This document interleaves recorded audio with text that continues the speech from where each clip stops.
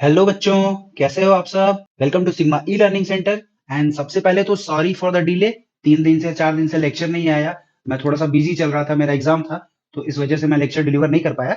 But अभी मैं lecture start करने जा रहा हूँ। लेकिन हम लेक्चर स्टार्ट करें उससे पहले आप लोग वीडियो को लाइक कर दो, दोस्तों के साथ शेयर कर दो और चैनल को सब्सक्राइब कर दो। तो चलो आते हैं अपने टॉपिक पे। तो बच्चों, ये है हमारा आज का टॉपिक, इलेक्ट्रोस्टैटिक ऑफ कंडक्टर्स। इसमें हम पढ़ने वाले हैं कंडक्टर्स और उनकी प्रॉपर्टीज को। तो बेटा आपको पता ही है कि जब मैटर को हम लोग क्लासिफाई कर रहे थे, आपने प्रीवियस लेक्चर्स में और प्रीवियस क्लासेस में पढ़ा होगा, जब मैटर को हम क्लासिफाई कर रहे थे तो मैटर की एक प्रॉपर्टी ये भी होती है कि वो अपने बॉडी के थ्रू करंट फ्लो होने देगा या नहीं। तो इस प्रॉपर्टी के बेसिस पे जब मैटर का क्लासिफिकेशन हुआ तो 3 चीजें निकल के आई। एक टाइप के मैटर जो अपनी बॉडी के थ्रू करंट पास होने देते थे, उनको बोला गया conductor. So basically, conductor are those materials which allow the electric current to flow through the body of the conductor itself. Okay? मतलब जो अपनी बॉडी के थ्रू करंट पास होने दे वो मटेरियल कंडक्टर होता है। दूसरा निकल के आया था बेटा इंसुलेटर्स। इंसुलेटर्स वो मटेरियल्स थे जो अपनी बॉडी के थ्रू करंट को फ्लो करना अलाउ नहीं करते थे। और तीसरे वो थे जो इन दोनों के बीच की कैटेगरी में आते थे, सेमी कंडक्टर्स। ये बहुत ही इंपॉर्टेंट टॉपिक है और इसका पूरा अलग से एक लेसन नहीं है, तो जब हम इसको पढ़ेंगे तो काफी अच्छे से पढ़ेंगे। तो सेमीकंडक्टर्स क्या थे बेटा? सेमीकंडक्टर्स ऐसे सब्सटेंसेस थे जो अपनी बॉडी के थ्रू इलेक्ट्रिसिटी तो फ्लो होने देते थे, पर उनकी इलेक्ट्रिसिटी फ्लो करने की जो कैपेसिटी थी वो कंडक्टर से कम थी, लेकिन इंसुलेटर से ज्यादा थी। ओके, तो ये थे आपके कंडक्टर्स। तो कंडक्टर्स की जो बेसिक डेफिनेशन आपको बुक्स में दी हुई है, वो हर स्टैंडर्ड बुक में अप्रॉक्स सेम ही चीज लिखी हुई है कि ये अपने थ्रू बॉडी के थ्रू करंट फ्लो होने देते हैं या ये करंट फ्लो को अलाउ करते हैं। वो एक स्टैंडर्ड डेफिनेशन है, तो उसको आप यहाँ पे देख सकते हो। A conductor is a substance or material that allows the electricity to flow through it. मतलब ये करंट को अपने थ्रू पास होने देते हैं as they offer no or very little resistance. अब रेजिस्टेंस क्या होता है, ये प्रॉपर्टी आप लोग को क्लास 10 में पता है। रेजिस्टेंस मैटर की एक प्रॉपर्टी होती है। तो ये क्या करते हैं, ये बहुत कम या न के बराबर रेजिस्टेंस देते हैं to the flow of electrons. Electrons को फ्लो होने में ये बिल्कुल भी बैरियर नहीं लगाते, रेजिस्टेंस बहुत कम देते हैं या नहीं देते हैं। तो इलेक्ट्रॉन्स का जो फ्लो होता है वो कंडक्टर की बॉडी के थ्रू स्मूथली होता है और इसी वजह से flow of electric current inside a conductor possible हो पाता है। तो अब मेरा आपसे क्वेश्चन ये है, ये बहुत ही जीके का क्वेश्चन है ये नॉर्मल, कि which metal is considered as the best conductor of electricity. इसका आंसर आपको करना है, गूगल मत करना, बुक्स में खोजना और इसका आंसर कमेंट में करना, जरूर करना, क्योंकि ये सब बेसिक क्वेश्चन है। कभी आप जब किसी इंस्टीट्यूट का एंट्रेंस देने जाओगे वहां आपको मिल जाएगा, फिर आप कहोगे काश यार सर क्वेश्चन का जवाब दिया होता या खोजा होता एटलीस्ट। ठीक है, तो इसका आप आंसर करना और जिसका भी आंसर सही होगा उसके कमेंट में मैं हार्ट दे दूंगा कि भाई तेरा सही है। ओके, तो चलो, अब सर ये तो पता चल गया कि कंडक्टर्स के थ्रू इलेक्ट्रॉन फ्लो होते हैं, लेकिन सर एक चीज नहीं समझ में आई, इलेक्ट्रॉन फ्लो कैसे होते हैं। तो बेटा देखो, ऐसा है कि आप सबको पता है कि electrons revolve around the nucleus. जैसे एक छोटा सा न्यूक्लियस होता है, न्यूक्लियस में क्या होता है, न्यूट्रॉन होता है, प्रोटॉन होता है, इसके चारों ओर छोटे छोटे एनर्जी लेवल्स होते हैं जिनको हम ऑर्बिट्स बोलते हैं या शेल्स बोलते हैं। ठीक है, और ये एनर्जी के ऑर्डर में होते हैं, जैसे जैसे आप बाहर जाओगे वैसे वैसे एनर्जी जो है शेल की बढ़ती जाती है। तो होता क्या है बेटा कि अब कोई इलेक्ट्रॉन यहाँ पे है सोचो, तो प्रोटॉन और इलेक्ट्रॉन दोनों का चार्ज तो सेम होता है। इलेक्ट्रॉन का चार्ज बस निगेटिव होता है और प्रोटॉन का चार्ज पॉजिटिव होता है, बस साइन अपोजिट होता है। तो बेटा जब कोई इलेक्ट्रॉन न्यूक्लियस के पास होता है, ये सब केमिस्ट्री की चीजें हैं पर मैं आपको बता रहा हूं, जब कोई इलेक्ट्रॉन न्यूक्लियस के पास होता है बेटा तो उनके बीच का फोर्स ऑफ अट्रैक्शन बहुत हाई होता है।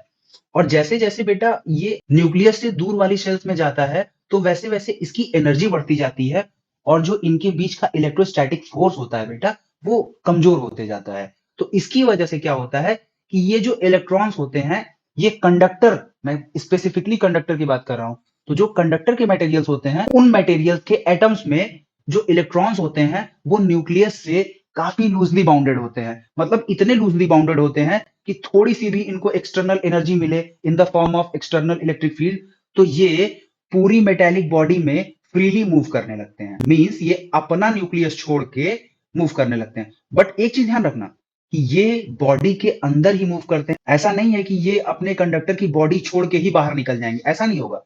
Conductor will remain neutral, conductor will remain neutral.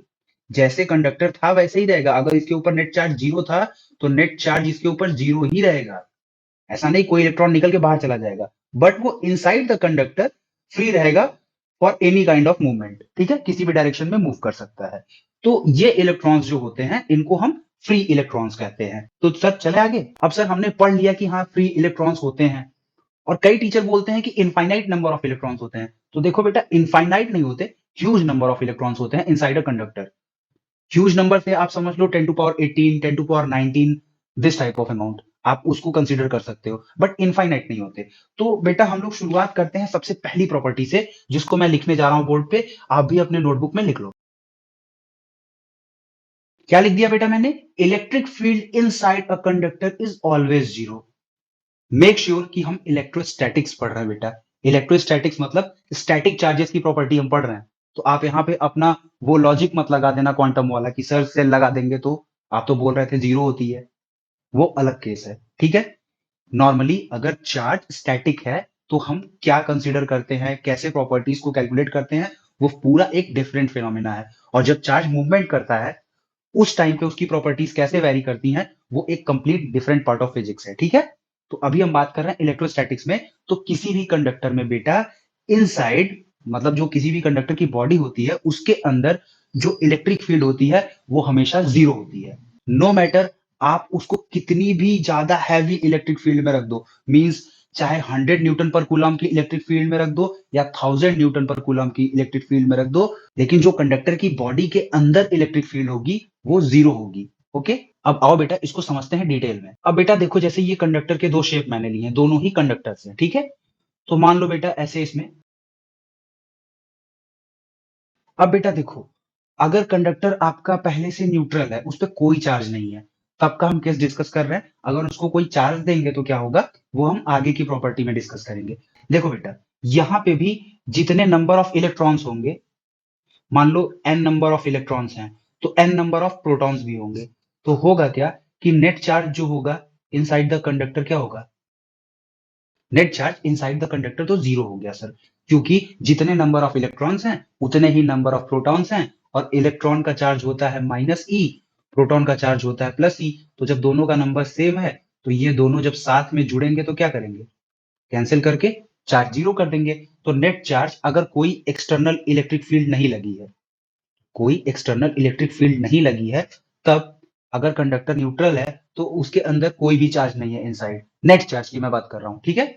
तो ये कंडीशन होती है। लेकिन अगर एक्सटर्नल इलेक्ट्रिक फील्ड अप्लाई होती है तब क्या होता है, वो केस भी देखते हैं। तो बेटा देखो, जैसे यहाँ पे ई एक्सटर्नल अप्लाई किया गया है और उसकी डायरेक्शन लेफ्ट से राइट की तरफ है।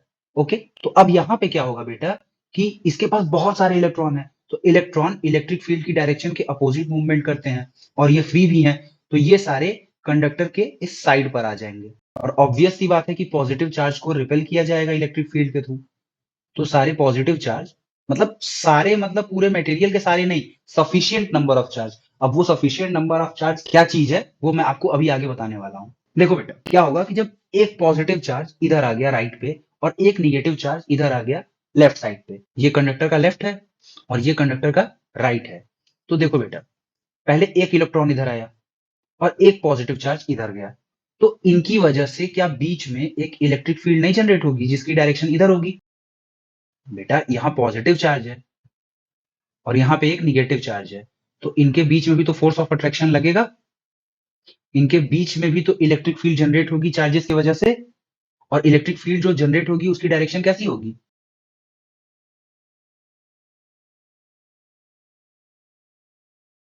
तो जो एक इलेक्ट्रिक फील्ड चार्ज के अंदर जनरेट हो रही है उसको हम बोलते हैं ई इंटरनल।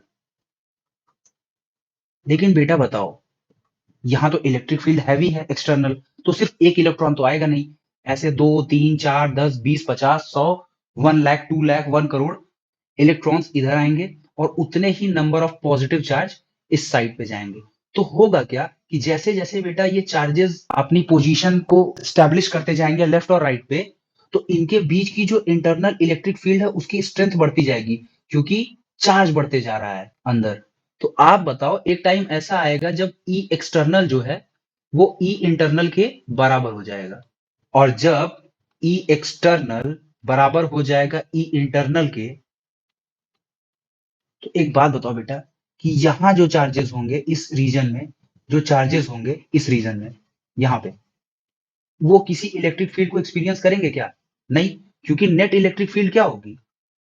नेट इलेक्ट्रिक फील्ड हो जाएगी ई एक्सटर्नल प्लस ई इंटरनल।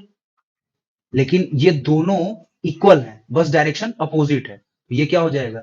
ई एक्सटर्नल माइनस ई एक्सटर्नल, उसकी जगह पे हम पुट कर सकते हैं ना, डायरेक्शन अपोजिट है। ई इंटरनल की वैल्यू ई एक्सटर्नल के बराबर है, लेकिन डायरेक्शन अपोजिट है, इसलिए हमने साइन अपोजिट कर दिया, जीरो हो गया। मतलब इनसाइड क्या हो गया? Net electric field zero.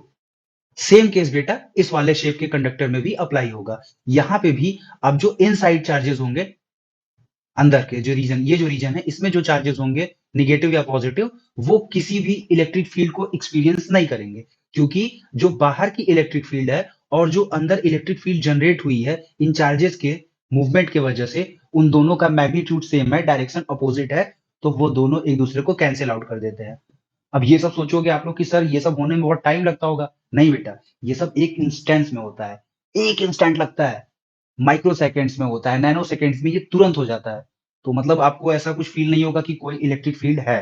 ठीक है, तो पहला पॉइंट आपका क्लियर हो गया कि electric field inside a conductor is always zero whether we apply an external electric field और नॉट।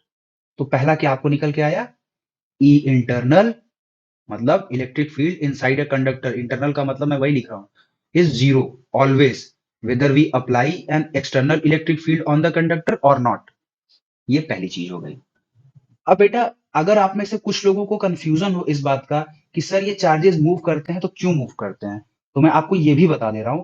देखो बेटा, आपने चार्ज और फोर्स और इलेक्ट्रिक फील्ड के बीच में एक रिलेशन पढ़ा हुआ है, F is equal to Q E, पढ़ा हुआ है। अब मान लो बेटा जो इलेक्ट्रॉन्स पे चार्ज लग रहा है वो F1 है, तो इलेक्ट्रॉन पे चार्ज कितना होता है बेटा? Minus E into capital E, strength of electric field. अब बेटा माइनस साइन क्या इंडिकेट कर रहा है? कि जो फोर्स है और जो इलेक्ट्रिक फील्ड है इसकी डायरेक्शन अपोजिट है। तो जो आप इलेक्ट्रिक फील्ड एक्सटर्नल लगाए हो इसकी डायरेक्शन किधर है? लेफ्ट से राइट। तो जो फोर्स लगेगा इलेक्ट्रॉन्स पे वो किस डायरेक्शन में लगेगा? इस डायरेक्शन में लगेगा, अपोजिट डायरेक्शन में, राइट से लेफ्ट की तरफ लगेगा। ये लेफ्ट है, ये राइट है। इलेक्ट्रिक फील्ड आपकी लेफ्ट से राइट जा रही है, तो इलेक्ट्रॉन्स पे जो फोर्स F1 लगेगा वो राइट से लेफ्ट लगेगा, इसीलिए सारे इलेक्ट्रॉन्स इलेक्ट्रिक फील्ड की डायरेक्शन के अपोजिट वाले साइड पे आके स्टैब्लिश हो जाएंगे। और बेटा F2 जो है वो चार्ज आप मान लो जो पॉजिटिव चार्ज पे लग रहा है, तो पॉजिटिव चार्ज का प्लस ई इंटू ई, यानी कि फोर्स और इलेक्ट्रिक फील्ड की डायरेक्शन सेम है। तो पॉजिटिव चार्ज पे जो फोर्स F2 लगेगा उसकी डायरेक्शन क्या होगी?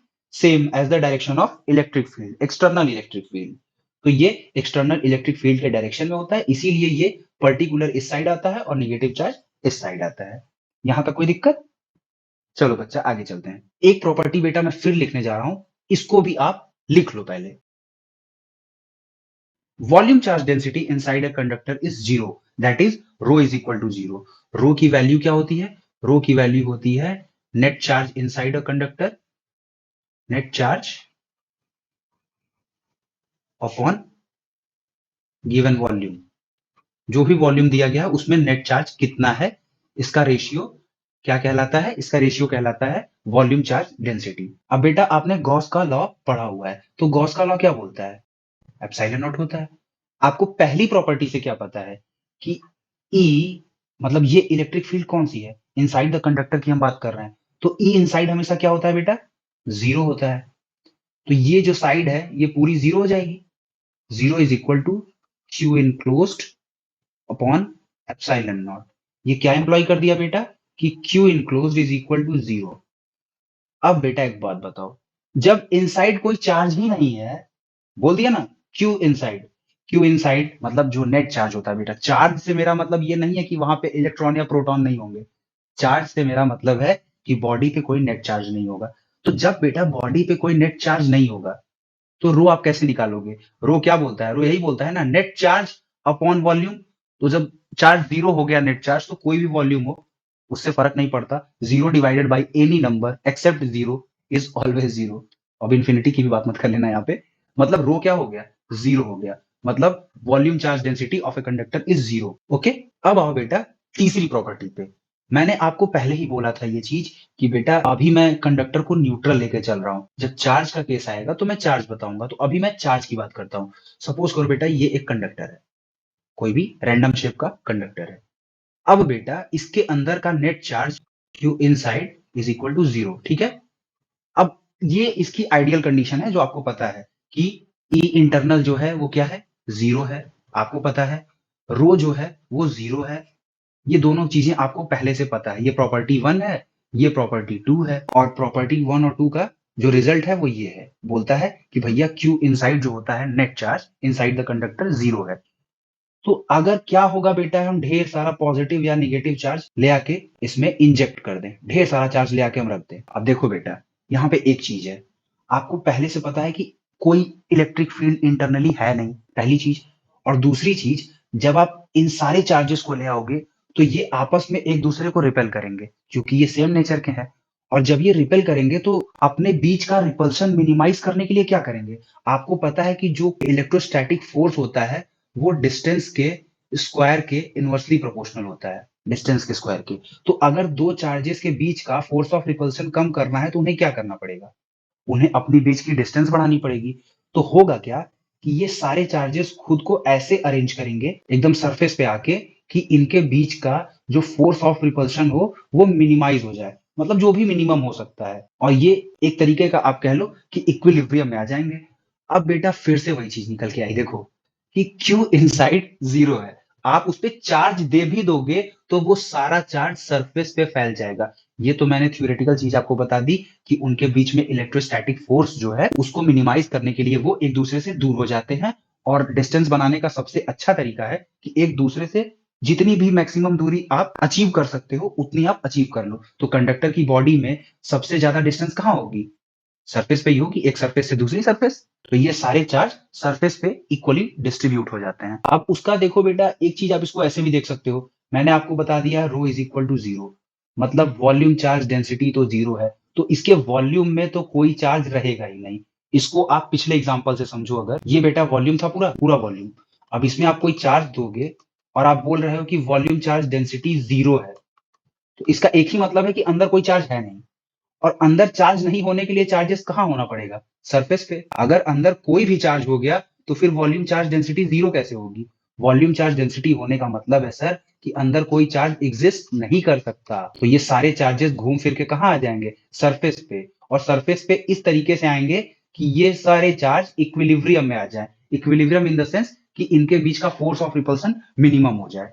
ओके, तो तीसरी प्रॉपर्टी बेटा आपको क्या मिल गई, तीसरी प्रॉपर्टी बेटा आपको ये मिल गई कि if we give any additional charge to a conductor it will get distributed on the surface of conductor in such a way that they minimize the force of repulsion between them. Okay, अब बेटा आपको ये पता चल गया कि अंदर कोई चार्ज नहीं है, अंदर कोई इलेक्ट्रिक फील्ड नहीं है, electric field inside a conductor is 0। तो क्या ये इंप्लॉय करता है कि V मतलब potential inside a conductor is 0? नहीं, ऐसा कुछ नहीं होता। आपको क्या पता है बेटा, आपको पता है electric field is equal to negative of potential gradient. अब अगर हम ई इंटरनल की बात कर रहे हैं तो ये क्या हो जाएगा, dV internal upon d r. D r तो डिस्टेंस है। अब ये 0 है, ठीक है, ये 0 है, ध्यान से देखो, इलेक्ट्रिक फील्ड हो गई 0। इलेक्ट्रिक फील्ड 0 हो गई तो क्या हो जाएगा, dV upon d r is equal to 0 आ जाएगा, वी इंटरनल। अब बेटा अगर आप इसका इंटीग्रेशन कर दोगे डी आर के रिस्पेक्ट में तो यहां से क्या आ जाएगा, यहां से आपको मिल जाएगा, तो यहां पे आपको एक कांस्टेंट मिल जाएगा। ये क्या मिल जाएगा, कांस्टेंट। आपको पता है कि अगर आप किसी भी चीज का इंटीग्रेशन करते हो और अपोजिट साइड में 0 होता है तो क्या हो जाता है, वहां पे कांस्टेंट आ जाता है, कांस्टेंट आ जाता है। आपको ये बात पता है ना, मतलब v इनसाइड क्या हो गया, कांस्टेंट। अभी मैं इसको दूसरे तरीके से भी बता दूंगा, टेंशन मत लो। ये तो मैंने आपको मैथमेटिकली प्रूव करके दिखाया कि देखो भैया ऐसा है कि electric field inside a conductor is always 0, it doesn't implies that potential inside the conductor is also 0। मतलब बेटा कि जो पोटेंशियल है inside a conductor is not equal to 0, but the conductor behaves like an equipotential body. What does it means, it means that potential inside the conductor at any two points is same. Okay, अब इसको भी समझ लो आप। मान लो बेटा सारे charges यहां फैल गए हैं, ठीक है, मैं कम नंबर ऑफ चार्जेस बना रहा हूं। अब बेटा सोचो कि अगर ये पॉइंट चार्ज ले लो, सपोज करो एक पर्टिकुलर पॉइंट चार्ज ले लो, ठीक है, ये पॉइंट चार्ज है, इसकी वजह से पोटेंशियल क्या होगा, जो भी इसका चार्ज होगा के क्यू अपॉन आर स्क्वायर, मतलब इससे आर डिस्टेंस पे अगर कोई पॉइंट है, के क्या है 1/4πε0 है। तो बेटा आपको पता है इस पॉइंट से अगर हम दो पॉइंट ए और बी कंसीडर करें, इस पॉइंट से ए तक ले जाने में जो भी वर्क करना पड़ेगा वही इसका पोटेंशियल होगा, जो पोटेंशियल होगा वो वी होगा मान लो। अब ए से बी तक ले जाने में क्या हमें कोई वर्क डन करना पड़ेगा? नहीं करना पड़ेगा। क्यों नहीं करना पड़ेगा? क्योंकि कोई इलेक्ट्रिक फील्ड ही नहीं है। जब अपोज करने के लिए कुछ नहीं है तो आप चार्ज को मूव कराने के लिए कोई वर्क करोगे क्या? नहीं। हमें चार्ज को पॉइंट ए से पॉइंट बी तक मूव कराने में कोई वर्क नहीं करना पड़ेगा, और जब कोई वर्क नहीं करना पड़ेगा तो work done per unit charge that is potential क्या होगा? वो वही होगा जो पोटेंशियल इस पॉइंट पे है। मतलब दो इस पॉइंट पे वी है तो इस पॉइंट पे भी वी होगा, यानी डेल्टा वी जो है वो जीरो होगा, यानी ये सरफेस इक्वी पोटेंशियल होगी। इक्वी पोटेंशियल सरफेस की डेफिनेशन ही यही है कि इक्वी पोटेंशियल सरफेस पे हर पॉइंट पे पोटेंशियल की वैल्यू सेम होती है और पोटेंशियल डिफरेंस की वैल्यू जीरो होती है। ठीक है? तो आपको यहां से मिल जाएगा कि जो पोटेंशियल है बेटा वो वॉल्यूम के अंदर हर पॉइंट पे सेम है। ठीक है? मतलब इनका पोटेंशियल है, कंडक्टर इक्वी पोटेंशियल बॉडी की तरह बिहेव करता है। ऐसा नहीं है कि इलेक्ट्रिक फील्ड जीरो है तो इलेक्ट्रिक पोटेंशियल भी जीरो होगा। अब एक चीज और डिस्कस करते हैं बेटा। अभी बेटा आपने पढ़ा कि जो कंडक्टर होता है वो इक्वी पोटेंशियल बॉडी की तरह बिहेव करता है। मतलब पोटेंशियल जो होता है वो कांस्टेंट होता है, पहली चीज। इलेक्ट्रिक फील्ड जो होती है वो जीरो होती है इनसाइड। दो चीजें आपको मिल गई। अब बेटा आपको पोटेंशियल और इलेक्ट्रिक फील्ड में अगर एक रिलेशन पता हो तो जो पोटेंशियल इक्वी पोटेंशियल सरफेस होती है वो हमेशा इलेक्ट्रिक फील्ड के परपेंडिकुलर होती है। यानी कि दूसरे शब्दों में, in other words you can say that direction of electric field is always perpendicular to the equipotential surface. तो बेटा एक बात बताओ, अगर हम यहाँ पे एक पॉइंट कंसीडर करें, ठीक है, इस पॉइंट पे मान लो ये हमने छोटा सा एरिया एलिमेंट ले लिया या वॉल्यूम एलिमेंट ले लिया, जो आपकी मर्जी हो। अब यहां से बेटा जो सरफेस का नॉर्मल वेक्टर होगा वो किधर होगा? N cap. मतलब नॉर्मल मतलब ही होता है बेटा सरफेस के 90 डिग्री पे। और जो इलेक्ट्रिक फील्ड है, सपोज करो कि ऐसे है, हम कैसे मान ले भाई कि 90 डिग्री है? आप बोल दिए सर तो हम मान थोड़े ना लेंगे, हम तो साइंस के स्टूडेंट हैं, हमें प्रूफ चाहिए। तो बेटा सरफेस के अलोंग एक लाइन ड्रॉ करो। ओके, मान लो ये जो लाइन है ये सरफेस के अलोंग है, ये 90 डिग्री पे है तो ऑब्वियस सी बात है ये सरफेस के अलोंग है। और इलेक्ट्रिक फील्ड जो है वो थीटा एंगल बनाती है फ्रॉम द सरफेस। यहां पे मैं लिख दे रहा हूं।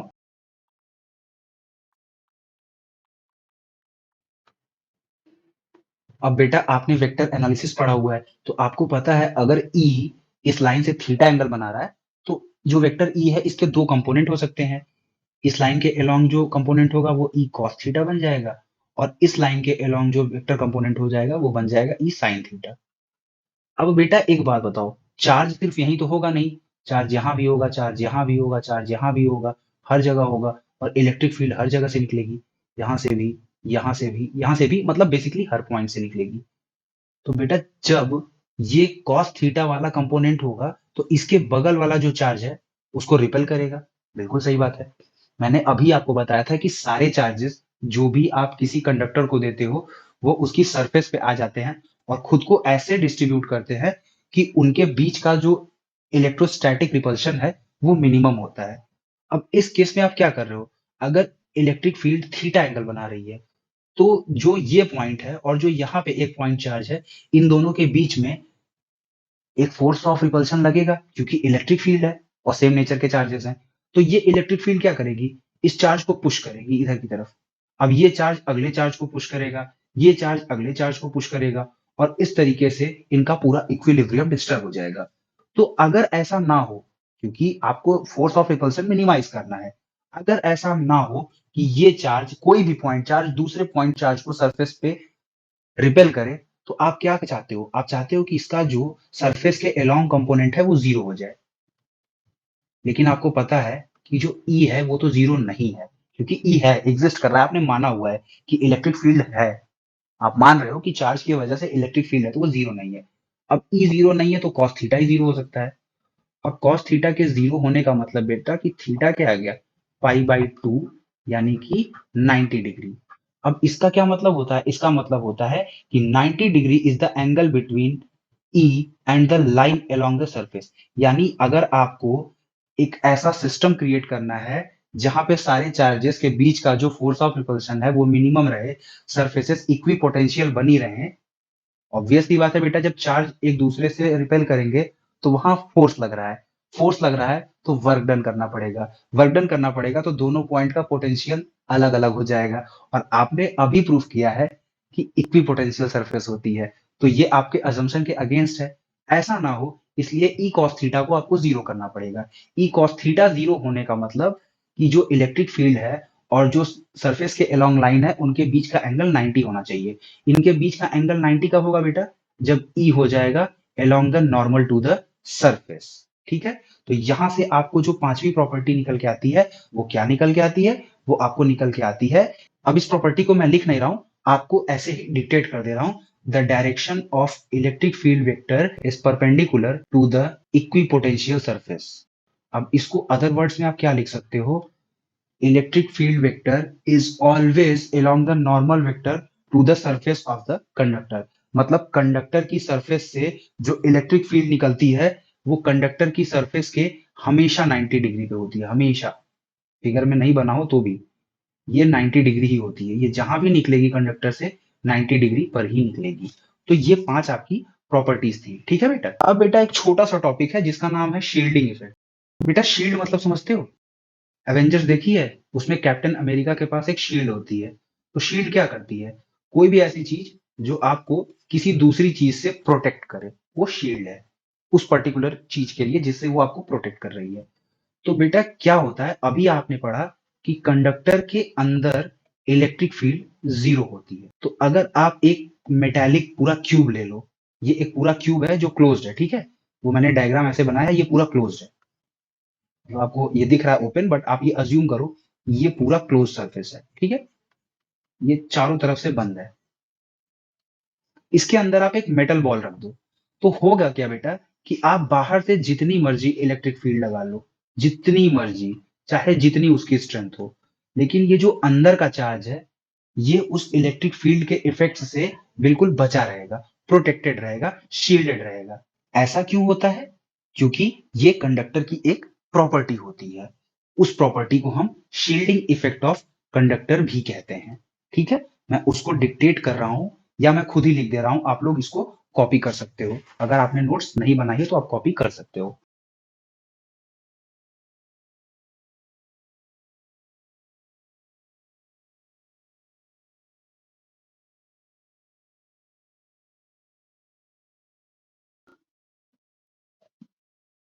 तो ये शील्डिंग इफेक्ट का बेटा थोड़ा सा इंट्रो मैंने आपको दिया है, इसको आप नोट कर सकते हो अगर आपकी इच्छा हो, या फिर आप पढ़ के इसको यहीं पर लर्न कर सकते हो। नेक्स्ट लेक्चर में हम कैपेसिटर से स्टार्ट करेंगे, ठीक है। और बस अगर वीडियो पसंद आया है तो वीडियो को लाइक करो, वीडियो को शेयर करो और चैनल को सब्सक्राइब करो। पढ़ते रहो, मस्त रहो। मिलते हैं अगले वीडियो लेक्चर में।